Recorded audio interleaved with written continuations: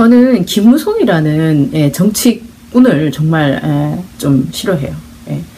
그 사람이 처음에 이제 새누리당 박근혜하고 막 싸움할 때는 막 이제 싸움을 할 때는 어쨌든 박근혜가 절대 악이었잖아요. 그때 그 당시에 하는 짓마다 뭐 정특 내리는 것마다 완전히 상식에서 어긋나는 비상식적인 행동만 골라서 했기 때문에 김무성이 이제 각을 세우고 싸우니까 다행이다 했지만 늘 또 그걸 접잖아요. 접는 걸 보면서 저 사람은 자기가 가지고 있는 생각을 언제든지 접을 수 있는 사람이다. 옳게 보인다고 남들이 말하는 그것을 따라는 가는데 거기다가 뭔가 이렇게 이제 공격이 들어오잖아요. 항상 공격이 들어오게 돼 있잖아요. 이재명 시장님도 늘 옳고 바른 얘기를 하지만 공격이 들어오잖아요. 그렇지만 굽히지 않잖아요. 근데 이 사람은 바로 또 굽히는 거예요. 또 얘기하고 또 안 돼 바로 굽히고. 자기 생각을 그냥 그때그때 바로 굽힐 수 있는 사람이에요. 뭐에 따라서 그럴까요? 나는 그게 자기 이익에 따라서 자기가 가지고 싶은 어떤 권력의 욕망, 그거를 쫓는 사람, 욕망을 쫓는 그 이상 아무것도 없어요. 머릿속은 텅텅 비어가지고 진짜 똥밖에 안 들은 사람이다 하는 행동이 일체 그랬거든요. 나경원하고 그때 나경원하고 무슨 토론하는 걸 봤어요. 다음에 이제 자기들이 새누리당이 정권을 잡았지만 국민들이 이제 선택할 수 있도록 뭐 하는 그런 국민들에게 좋은 것을 뭘 해주자 뭐 그런 내용을 가지고 이제 회의를 하는데 나경원이 하는 말이 얼마나 황당한지 그런 식으로 하면은 새누리당 좋아하는 사람들도 많은데 새누리당한테 불리한 거 아니냐고 그렇게 말하는데 엄마야 엄마야 저 여자가 진짜 제정신이가 진짜 너무너무 화나는 거예요. 국민들이 뽑아준 사람이 말하는 게 너무너무 저질이라 가지고 진짜 그때 나는 나경원이라는 여자를 싫었어요. 나경원 너무너무 싫었어요. 나경원 그때 하나를 보면 참 열을 안다고 하는 행동 하나하나가 다 그렇게 그 여자 하는 행동 하나하나가 다 그런 식으로 어떤 욕망에 늘 그러니까 욕망에 목말라 있는 여자다. 그게 늘 보이는 겁니다. 어떤 권력과 어떤 자기가 부족한 어떤 사랑, 그게 목이 마른 거예요. 그러니까 정치 권력에 미치는 여자. 김무성하고 똑같아. 한 여자 김무성이지. 그러니까 나경원이가 그러니까 저는 이제 시민으로서 그런 판단이 드는 거죠. 그거를 우리가 알아채고 계속 폭로를 해야 된다. 이번에 이제 사람들이 이제 좀 알아챈 거 있잖아요. No look pass. 그거는 사람들이 이제 그만큼 그 짧은 순간에 누가 촬영을 했는지 정말 그 찰나 잘 잡았다 생각해요. 근데 알고 보면은 김무성이라는 그 인간은 그 들떨어진 인간은 늘 그렇게 사는 겁니다. 그러니까 사는 대로 살았는데 딱 포착된 거예요. 그게 바로 김무성 처음에 이제 박근혜 대통령 되고 나서 이제 그 다음에 지 차례다 생각해가지고 그때 무슨 이상한 있잖아요.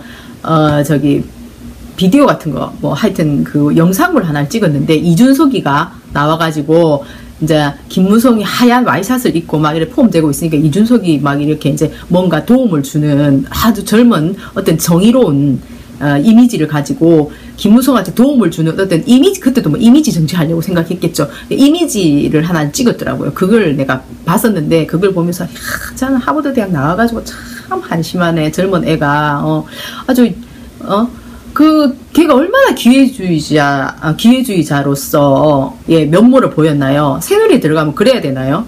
그래가 되겠어요? 젊은 애가 정의를 위해서 피 터지게 싸우는 모습을 보여줘야지. 진짜 하여튼 걔도 하여튼 진짜 두고 봐야겠지만 하여튼 참 그 비디오는 정말 너무너무 한심했었어요. 그러니까 이제 우리나라가 지금 2017년도잖아요. 이제 폭로. 저는 모차르트가 아름다운 음악을 통해서 폭로했다 생각합니다. 1756년도에 태어난 모차르트. 근데 이때 6년 후, 그러니까 1762년도에 우리나라에는 너무나 멋진 정약용 선생님, 정약용 선생님이 태어나셨죠. 정약용 쌤. 얼마나 진짜 정약용 그분이 있어서 자료가 많이 남아 있어 다행이고, 그래도 그 당시에 후학들을 많이 양성을 하셨기 때문에 전라도에는 그런 정신이 지금까지 이어져 내려오고 있다. 저는 그런 생각도 합니다. 그러니까 이제 모차르트 6살 때 정약용 1살이었어요. 평행이론. 모차르트가 35살에 죽어요. 근데 이제 죽기 4년 전, 그러니까 1787년도예요. 그러니까 34세 때죠. 34세 때 돈 지오반니라는 오페라를 만들어요. 저는 그 오페라에서 뭘 느끼냐면은 그때 왕궁에, 그러니까 모차르트가 살았던 그 집에서 한 그러니까는 한 20분? 20분도 안 걸리지 싶어. 걸어 나오면은, 그러니까 요 집이, 정약용 집이 바로 이 옆집 근처에 왕궁이 있더라고요. 왕궁. 이게 옐로우 하우스인데요. 잘 안 보이네. 보이시죠? 이 집 노란 집을 중심으로 해서 양쪽으로 다 이 정도 높이 되는 아파트가 있어요. 그리고 지금 현재로는 이 중간에는 테이블들이 다 쭉 깔려가지고 이제 카페가 이렇게 쭉 들어서 있는데 활기가 넘쳐요. 모차르트 음악 같은, 정말 활기가 넘치는, 혹시라도 유럽 여행을 계획하시면은 꼭 추천드립니다. 카페에서 사람들이 막 줄 서가지고 이제 동양, 한국 사람들인지 뭐 잘 모르겠는데요. 줄 서가지고 막 들어가더라고요. 그러면은 카페에는 앉을 시간이 없어요. 그래갖고 여기는 백인들만 앉아 있어요. 제 생각에는 꼭 반드시 여기 앉아서 뭐 맥주든 커피든 이렇게 마시는 시간을 갖는 그런 여행을 꼭 추천드리고 싶어요. 그리고 이제 제가 계속 말씀드렸던 그 난로가 그 방마다 있었는데요. 난로 너무너무 이쁘죠. 이런 도자기 난로. 그러니까 방이 크고 중요할수록 이런 도자기 난로가 색깔도 더 예쁘고 더 큰 거예요.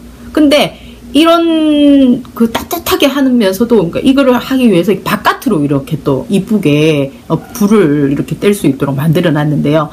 사실 또 그러니까 프랑스나 이렇게 미국 같은 경우에 빼찌까, 뭐 영국도 빼찌까겠죠. 빼찌까 같은 경우에는 불 타는 모습 그 자체가 아름다운데 여기서는 이렇게 이제 아름다움을 또 다르게 표현했다. 그래가지고 저는 이런 생각이 들었어요.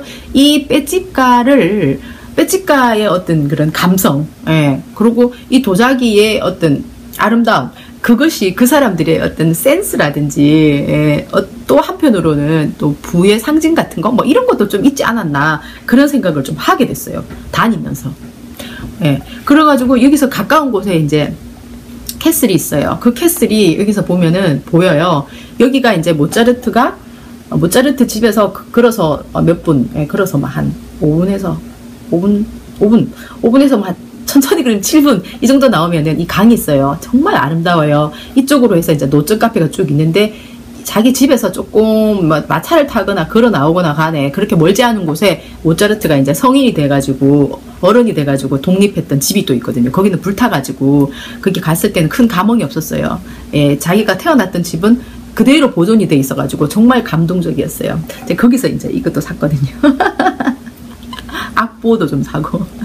근데 악보는 제가 이제 그거 하려고, 액자 하려고 샀어요. 뭐 피아노 치려고 산 건 아니고. 피아노는 제가 치다가 말았어요. 아이고, 그 잘 안 돼가지고. 하여튼 좀. 여기 이래가지고, 어디지? 그러니까 가까운 곳에 이제, 그러니까 여기서 보면은 이 위쪽으로, 이건 왕궁이 아닌데 위쪽으로 캐슬이 있는데요. 거기서 이제 작은 음악회를 하더라고요. 사중주 음악회를 했었어요. 그래가지고 거기 식사를 하고 음악회를 하는데, 거기서 제가 이걸 봤어요. 그러니까 그 캐슬이니까 그 궁전에서 있는 뭐 레스토랑에서 이제 식사하는 프로그램이 있었거든요. 연주회 듣기 전에 그 프로그램에 테이블에 있는 이거랑 똑같은 거, 이거 아끼아에 샀거든요. 저는 지금은 이제 대중이 힘을 갖는 시대인데, 그때는 왕족이 모든 힘을 다 가지고 있어가지고 세상에 그 왕족 얼마 된다고 있잖아요. 그 어마어마한 음악가들이 나가서 오케스트라를 하고, 그죠? 진짜 그 사람들이 그런 재주가 있는 거 보면은 왕족이 그냥 완전히 그냥 삶이 장난이 아니었던 거죠. 예, 근데 지금은 우리 대중이 이거를 보고 왕과 그 왕족들이 사용했던 레스토랑인지 잘 모르겠으나 어쨌든 그 레스토랑 에서 이거를 보면서 아, 대중들이 이제 모든 힘을 다 가져왔잖아요. 주권이 있기 때문에 그것을 우리는 잘 활용해야 된다. 이런 김무성이 같은 이런 엉터리 있잖아요. 정치꾼은 반드시 시간을 두고 시간을 너무 오래 두면 안 된다. 반드시 몰아내야 된다 생각해요. 정말 마인드 지저분한 사람이죠, 이 사람이. 그래서 이제 돈지오반니라는 게 이제 1787년도 그러니까 31살, 모차르트가 31살 때 만든 건데요. 나는 이걸 보면서 이제 이걸 갖다가 누굴 위해서 만들었어요? 이거를 그 귀족들이 주로 보러 오잖아요. 시간 남아돌고 돈 남아도는 귀족들. 일반 사람들은 완전히 그냥 일만 하고 세금만 내고 완전 고생만 시키고 있잖아요. 저것들은 누릴 거 완전 다 누리는 그런 족속들이었잖아요. 근데 모차르트는 이제 음악을 했기 때문에 귀족이 아니었던 거죠. 귀족이 아니었어요. 계층상. 그러니까 그렇지만 천재의 시각으로 볼 때는 귀족들이 얼마나 웃기게 보였겠어요. 정말 기가 막히잖아요. 하지만은 그때 그 정해진 계층의 힘이 너무 좋았기 때문에 어떻게 할 수가 없었어요. 근데 천재 모차르트가 음악을 통해서 거기에 대해서 폭로를 한 거죠. 예, 돈 지오반니라는 인물을 통해서. 돈 지오반니는 그러니까 이제 완전 뭐 귀족 중에서도 완전 옷도 잘 입고 막 젊고 그리고 이제 핸섬하기까지 하다. 예, 그런데요. 이 사람이 이제 칼도 잘 쓰고 뭐 이렇게 해요. 근데 이 남자는 로맨스를 할 줄 몰라요. 그러니까 여자만 보면은 이렇게 무조건 꼬셔가지고 일단 자기 여자를 만들면 그 다음 땡이에요. 그러면서 계속 새로운 여자를 만드는 게 그 사람 입장에 인생에서는 제일 중요한 문제예요. 로맨스가 중요한 게 아니에요. 정복하는 거예요, 여자를. 그러니까 여자의 마음을 정복하는 게 아니고 여자의 육체를 정복하면 땡인 남자예요. 예, 근데 그때 그 당시에는 귀족들 중에 그런 사람들이 많지 않았을까 생각해요. 예, 예를 들면 김무성이처럼 저렇게 무식한 인간은 옛날에 태어났으면은 그렇게 할 수도 있었겠죠. 이거는 너무 심하다 생각하실지 모르겠지만 저는 김무성을 그런 인물이라 생각해요. 예, 너무 가면을 쓴 가증스러운 사람이다. 어쨌든 폭로를 한 사람, 그러니까 돈 지오반니가 그러니까 이제 그렇게 하면서 이제 또 막 그 어떤 약혼자, 그러니까 돈 지오반니는 어떤 스타일이냐면은 그러니까 만나기 쉬운 여자는 뭐 예를 들면은 절대로 안 만나요. 그러니까 정복을 하는 거를 즐기기 때문에 여자를. 그러니까 이제 약혼자가 있다거나 어디 막 그냥 너무너무 사랑하는 남자하고 이렇게 사랑하는 남자가 있는 여자, 약혼을 뭐 해가지고 결혼을 두고 있으면 얼마나 어떤 그 한 사람과 사랑하겠어요. 그러면은 그 여자를 강간한다거나 이런 거를 즐기는 거, 이 사람이. 너무너무 어려운 대상을 항상 이제 선택하는 거죠. 그러고는 이제 도망가버려요. 예. 그러고는 도망가버려. 그런데 그를 따라다니는 이제 시종이 있잖아요. 그 시종이 보면은 계속 이제 돈 지오반니가 가지고 있는 어떤 그런 악마성에 대해서 이제 노래로 계속 표현을 하는데요. 그게 나는 모차르트가 얘기하고 싶은 내용인 것 같았어요. 그러고는 이제 막 또 이제 봄처녀 같은 그런 너무 아리따운 여자가 하나 또 쥐 눈에 들어왔어요. 결혼을 앞둔. 그 여자가 결혼을 앞두고 있는데 이 남자는 그냥 마을에 있던 어떤 남자인데 이 남자와 그러니까 봄처녀가 그러니까 같은 마을에서 같은 하층 계층이죠. 그렇지만은 굉장히 야시고 이뻐요. 그러니까 이 여자애를 또 꼬시면서 내가 니보다 더 멋지지 않냐, 쟤보다. 나는 요렇게 재산도 많고 요렇게 멋진 남자다. 네가 이러면서 또 막 꼬시는 거예요. 근데 이 여자도 그러니까 사랑을 바로 앞두고 그러니까 사랑을 앞두고가 아니고 결혼을 앞두고 얼마나 두 사람이 그 감정이 최고조에 달할 때잖아요. 그 감정의 유희를 이 남자가 즐기는 거죠. 돈 지오반니가. 내가 너를 차지하면 너무너무 즐거운 거예요. 그러니까 그게 완전 최고의 카타르시스겠죠. 그런 식으로 끝없이 여자를 정복해 나가는데 내가 볼 때 이제 모차르트가 얘기하고 싶었던 것은 그런 그 그런 귀족들이 가지고 있는 어떤 절대 권력의 악마성과 그 한심함, 그런 것을 이렇게 레오폴트라는 이 이제 비서 겸 뭐 하여튼 종이죠. 옛날에 종이니까. 그러니까 이제 폭로하는 거예요. 근데 보면은 레오폴트가 영리한 사람이에요. 하지만 뭐 먹고 살아야 되다 보니까 뭐 억울해도 그냥 계속 그러고 있는 거죠. 그러고 그냥 여자 꼬실 때 같이 또 이제 막 협력해주고 도움이 되고 막 이렇게 하는 거죠. 그러면서도 참 한심하다 이러면서도 이제 계속 그 조언을 해주지만 돈 지오반니는 뭐 됐다 이러면서 나는 목숨 걸고 이 삶을 계속 살아야겠어 이런 식으로 이제 표현을 해요. 그러니까 어떻게 보면 인생 전반에 대한 표현을 어떤 여자라는 주제를 두고 그죠 한 3시간 만에 끝내야 되는 거니까 음악과 함께 이제 모차르트가 만들어낸 어떤 역사적인 내용물이다. 그래 생각하거든요 저는. 그래서 모차르트의 편지가 많다 보니까 이제 어떤 굉장히 전기를 잘 쓰는 사람이 모차르트에 대한 삶을 전기를 썼었어요. 거기 보면은 모차르트는 막 똥에 대한 얘기를 많이 해요. 그러니까 인간들이 가지고 있는 심리, 그러니까 주로 이제 모차르트는 어릴 때부터 왕궁에서 생활을 했고 왕궁에서 있는 뭐 최고의 뭐 왕이라든지 그죠 뭐 왕비라든지 뭐 그런 사람들 앞에서 늘 연주를 했고 그런 사람들보다 훨씬 더 머리가 좋은 사람이었잖아요. 얼마나 한심한 종자들이 많았겠어요. 그러니까 모차르트는 편지를 써서 똥이라는 말을 너무너무 많이 썼었거든요. 나는 그 마음도 좀 이해가 되는 것 같아요. 참 모차르트는 답답했을 거예요. 진짜 그때 그 당시에 음악이 없었으면 모차르트는 어떻게 됐을까요?